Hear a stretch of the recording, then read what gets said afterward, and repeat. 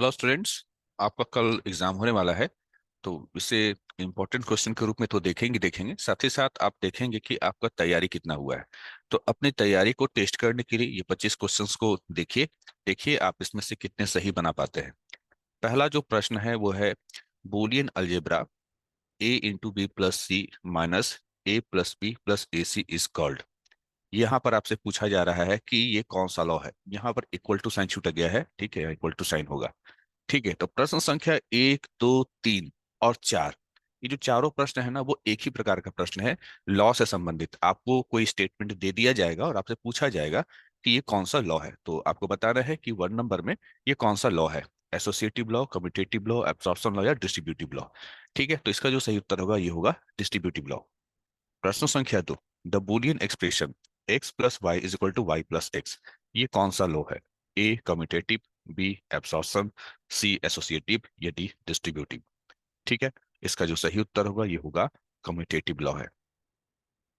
प्रश्न संख्या 3, the Boolean expression x plus X Y is equal to X is called. यहाँ पे आपसे पूछा जा रहा है कि ये जो बूलियन एक्सप्रेशन है ये कौन सा लॉ है? ए एसोसिएटिव, बी एब्सॉर्प्शन, सी कम्यूटेटिव या डी डिस्ट्रीब्यूटिव। इसका जो सही उत्तर हुआ ये होगा this is called absorption law.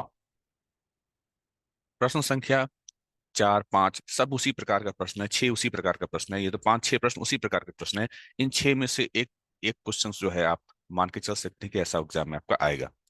The Boolean expression x into Y plus Z is equal to X Y into Z. ठीक है, यहाँ पर देखिए लिखने का तरीका थोड़ा सा अलग है। यहाँ वाई जेड एक साथ है जबकि यहाँ पर एक्स वाई एक साथ है, बाकी यहाँ सभी आपस में मल्टीप्लाइड है। तो आपसे पूछा जा रहा है कि ये कौन सा लॉ है। इसे हम लोग कहेंगे एसोसिएटिव लॉ। ठीक है, ये हमारा एसोसिएटिव, आपस में एसोसिएट किए हुए अलग अलग तरीके से। प्रश्न संख्या 5, the Boolean expression x plus Y plus Z equal to X plus Y plus Z. ठीक है, ये अगर आप देखें तो इसी लॉ का एक दूसरा रूप है जहां पर आप देख पा रहे होंगे कि मल्टीप्लिकेशन के साइन की जगह पर प्लस का साइन लग गया है। ठीक है, जैसे यहाँ पर ये प्लस का साइन लग गया, यहाँ मल्टीप्लिकेशन था यहाँ प्लस का साइन लग गया, यहाँ मल्टीप्लिकेशन था यहाँ प्लस का साइन लग गया, और यहाँ भी मल्टीप्लिकेशन था तो प्लस का साइन लग गया। तो इसका भी जो उत्तर होगा वो होगा ये भी एसोसिएटिव लॉ है। आगे चलिए हम लोग प्रश्न संख्या 6 की तरफ।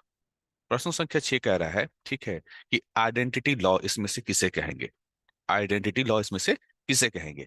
तो इसका जो सही उत्तर होगा वो होगा ये आपका 1 नंबर, ये A नंबर, कि x plus X not equal to 1। ठीक है, तो x प्लस एक्स नॉट हम ऐसे भी लिख सकते हैं, x के ऊपर बार इज इक्वल टू 1। ये आपका जो है आइडेंटिटी लॉ है। प्रश्न संख्या 7, ये पहले भी पूछ चुका है एग्जाम में। Tautology means a Boolean expression that always result in.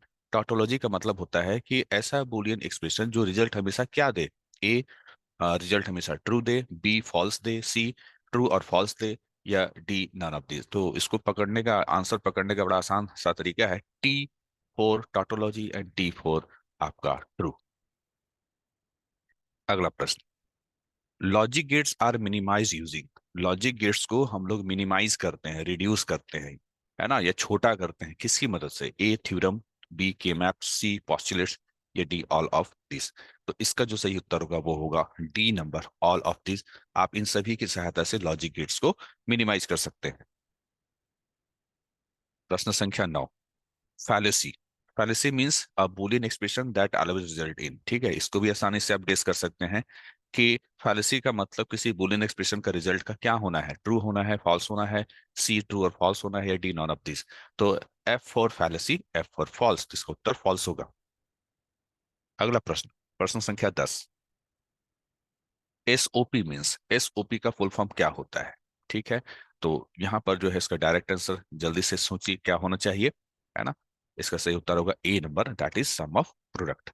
प्रश्न संख्या 11, पीओएस मीन्स, पीओएस का फुल फॉर्म क्या होता है? यहाँ भी जो है ऑप्शन सोचिए क्या होना चाहिए ए बी सी डी में से। इसका सही उत्तर होगा प्रोडक्ट ऑफ सम। अगले प्रश्न की ओर बढ़ते हैं। प्रश्न संख्या 12, which of the following expression is in the form of sum of product form. आपको बताना है इसमें से कौन सा जो है सम ऑफ प्रोडक्ट फॉर्म के रूप में है। तो सम ऑफ, सम मतलब कि जोड़ होना चाहिए किसका? दो प्रोडक्ट का। ठीक है, दो प्रोडक्ट का क्या होना चाहिए? सम होना चाहिए। प्रोडक्ट मतलब क्या होता है? गुणनफल होता है।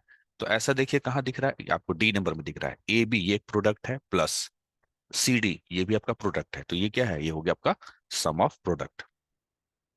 प्रश्न संख्या 13, dual of the following expression, है ना, यहाँ दिया हुआ है कि इस एक्सप्रेशन का डुअल कीजिए। देखिए डुअल कैसे निकलता है, डुअल में होता है क्या है ना कि प्लस को डॉट में बदला जाता है, कहीं डॉट देखिए उसको प्लस में बदलते हैं, जहाँ जीरो हो उसको वन में बदलते हैं, जहाँ वन होता है उसको जीरो में बदलते हैं। ये रूल याद रखिएगा। तो यहाँ आते हैं, इसका हमको डुअल लिखना है, तो ए, और यहाँ जो है आपका ए और बी के बीच में गुना छुपा हुआ है, तो यहाँ पर हो जाएगा गुना का हो जाएगा प्लस, और यहाँ पर बी। फिर यहाँ आप जो देख रहे हैं कि प्लस लगा हुआ है, इस प्लस को डॉट में बदल दीजिए। फिर यहाँ पर ए नॉट है, ए नॉट के बीच में यहाँ पर डॉट छुपा हुआ है, तो इसको प्लस में बदल दीजिए, फिर बी हो गया। और यहाँ बी के बाद ये जो प्लस है, प्लस को डॉट में बदल दीजिए, और वन है, वन को जीरो में बदल दीजिए। तो ये आंसर जहाँ आपको मिलेगा, देखिए कहाँ आपको मिलता है, वही इसका आंसर होगा। तो यहाँ पर ऐसे कर सकते हैं कि A plus B into A not plus B into zero. तो ये आपको शायद सी नंबर में देखने को मिल रहा था, इसका आंसर सी नंबर होगा। अब आते हैं 14 नंबर, सेम क्वेश्चन है लेकिन यहाँ पर कह रहा है कि इसका कंप्लीमेंट निकालना है। कंप्लीमेंट का रूल क्या होता है, कंप्लीमेंट का रूल बेसिकली ये होता है कि ये कहने के लिए कह रहा है कि A B plus A not B plus one, बोल रहा है इसका कंप्लीमेंट निकालिए ऐसे करके, ठीक है। तो जब आप यहाँ पर ऐसे करते हैं तो क्या होता है, देखिए इसमें एक डिमॉर्गन्स थ्योरम का थोड़ा रूल लगता है। डिमॉर्गन्स थ्योरम में क्या होगा, देखिए ये ऐसे टूटेगा, ए इंटू बी, मतलब इस तरीके से है शुरू से, मान लीजिए इस तरीके से, तो अभी ये डॉट में बदल जाएगा, प्लस ये प्लस डॉट में बदल जाएगा, इसके ऊपर ये आ जाएगा। फिर यहाँ पर जो ए नॉट बी है, इसके ऊपर जो है आ जाएगा बार। फिर ये जो प्लस है ये भी आपका डॉट में बदल जाएगा, और ये वन जो है वो जीरो में बदल जाएगा। याद रखिएगा कंप्लीमेंट में क्या होता है, जीरो का वन हो जाता है, वन का जीरो हो जाता है। हालांकि ऐसा ही आपको जो है डुअल्स निकालने में भी दिखा था, ठीक है। अब यहाँ पर आते हैं, इसको तोड़ते हैं, ए इंटू बी का कंप्लीमेंट फिर से रीराइट कर रहे हैं, into A dot sorry A not into B, है ना, इसका कंप्लीमेंट इस तरीके से है, और डॉट जीरो। देखिए ये जो प्लस है ना, ये जो डॉट है ना, ये प्लस में बदल जाएगा, और इसका कंप्लीमेंट हो जाएगा ए का कंप्लीमेंट प्लस बी का कंप्लीमेंट। ये डिमार्गन्स थ्योरम के अकॉर्डिंग यहाँ पर कह रहे हैं, ठीक। इनटू यहाँ पर देखिए ए का कंप्लीमेंट पहले से है, और ये जो कंप्लीमेंट, ये कंप्लीमेंट बढ़ जाता है, तो ए का कंप्लीमेंट पहले इस पे है, इस पे एक और कंप्लीमेंट लग जाएगा, प्लस ये जो डॉट है ये प्लस में बदल जाएगा, बी पे एक कंप्लीमेंट लग जाएगा, ठीक है, इंटू जीरो। इसको फिर से आगे बढ़ा रहे हैं, A not plus B not into, अब देखिए यहाँ पर ए पे दो कंप्लीमेंट है, तो दो कंप्लीमेंट जब लगता है ना तो वो दोनों कंप्लीमेंट हट जाता है, तो यहाँ ए हो जाएगा प्लस यहाँ पर बी नॉट हो जाएगा, यहाँ पर जीरो हो जाएगा। अब आपको देखना है ये कहाँ आपको मिलता है, ठीक है। तो यहाँ अगर आप देखें तो इसका जो डी नंबर है ना, देखिए यहाँ पर A not plus B not है ना, into A plus B not है ना, इंटू जीरो, तो इसका डी नंबर होगा, ठीक है। अच्छा अब हम लोग यहाँ पर आते हैं प्रश्न संख्या 15। हालांकि प्रश्न संख्या 15 थोड़ा कॉम्प्लिकेटेड है। आपसे यहाँ पर सिंपली यह कह रहा है कि how many gate would be required to implement the following Boolean expression after simplification. इसको सिंप्लीफाई करेंगे तो कितना जो है यहाँ पर आपको जो है लॉजिक गेट्स का इस्तेमाल करना पड़ेगा, ठीक है। इस तरह का सवाल को आप ना देखें तो बेहतर होगा, इस तरह का सवाल जो है आने का चांसेस आपका नहीं रहेगा। आगे चलते हैं, ये विच of the following is the distributive law of Boolean expression. आपको बताना है कि इसमें से कौन सा जो है वो डिस्ट्रीब्यूटिव लॉ है, ठीक है। तो डिस्ट्रीब्यूटिव लॉ आपका स्टेटमेंट याद करना पड़ेगा, डिस्ट्रीब्यूटिव लॉ में होता क्या था। तो यहाँ पर अगर आप देखें तो आपको कौन सा नजर आता है, आपको नजर आएगा यहाँ पर ये वाला, कहाँ गया आपका, हाँ, ये जो दिख रहा है बी नंबर है ना, ये डिस्ट्रीब्यूटिव लॉ हुआ, ठीक है। A into B plus equal to A B plus A सी।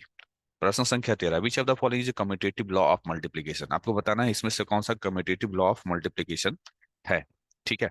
तो यहाँ पर कम्यूटेटिव मतलब ये C number, A B is equal to B A, है ना, ए को बी से मल्टीप्लाई कीजिए या बी को ए से मल्टीप्लाई, ये कम्यूटेटिव लॉ होता है। अगला है an equivalent representation for the following expression A not plus A, ठीक है। तो A not plus A is equal to क्या होगा, A not plus one, sorry, क्या होगा, ठीक है। तो आप लोग जानते हैं, शायद एक रूल पढ़े है कि वन प्लस एक्स बराबर जीरो होता है, तो वन प्लस एक्स नॉट बराबर भी क्या होगा, जीरो होगा। तो वही है यहाँ पर ए नॉट पहले लिख दिया है, और प्लस वन ऐसे लिखा है, चाहे तो हम इसको ऐसे भी लिख सकते थे, है ना, इसको ऐसे भी लिख सकते थे, तो ये क्या होगा, 0 होगा। तो इसका उत्तर जो होगा डी नंबर होगा। प्रश्न संख्या 19, how many input combination can be there in the truth table of the logic system having n input binary variable. यहाँ पर कह रहा है n इनपुट बाइनरी वेरिएबल, यानी वेरिएबल की संख्या कितना है, n है। ठीक है, तो वेरिएबल की संख्या n है, तो कितना आपका जो है इनपुट कॉम्बिनेशन बनेगा, तो फॉर्मूला होता है टू द पावर n। ठीक है, इसका टू द पावर n होगा। अगले प्रश्न की ओर बढ़ते हैं। प्रश्न संख्या 20, a Boolean function of a variable has how many rows of possible input combination. बोल रहा है कि किसी बूलियन फंक्शन के लिए अगर आप कोई ट्रुथ टेबल बना रहे हैं तो उसमें कितने रो होंगे, कितने रिकॉर्ड होंगे। इसका उत्तर भी जो होगा वो होगा टू द पावर n होगा। अगला है 21 number, binary valued quantities can be. Binary values quantities क्या हो सकता है, ठीक है, तो 0 1 हो सकता है, ट्रू फॉल्स हो सकता है, राइट और रॉन्ग हो सकता है। इसका उत्तर होगा सभी होंगे। आगे बोल रहा है the Boolean expression this is equal to, ये किसके इक्विवेलेंट होगा। ठीक है, तो यहाँ पर इसको सॉल्व करना पड़ जाएगा। ठीक है, और सॉल्व करने के लिए आप सॉल्व तभी कर पाएंगे जब अगर आपको जो है रूल्स मालूम है, अब या पोस्टुलेट्स मालूम है या लॉ मालूम है। तो यहाँ एक्स वाई प्लस, यहाँ पर क्या होगा, हम लोग वाई को कॉमन ले लेंगे, तो वाई को कॉमन ले लेंगे तो बचे क्या, जेड प्लस जेड नॉट। ठीक है, अब आपको रूल याद रखना होगा कि Z plus Z not equal to क्या होता है, 1 होता है। ठीक, ये हो गया X Y, Y into one Y होगा। ठीक है, और यहाँ y कॉमन ले लेंगे तो x प्लस वन हो गया।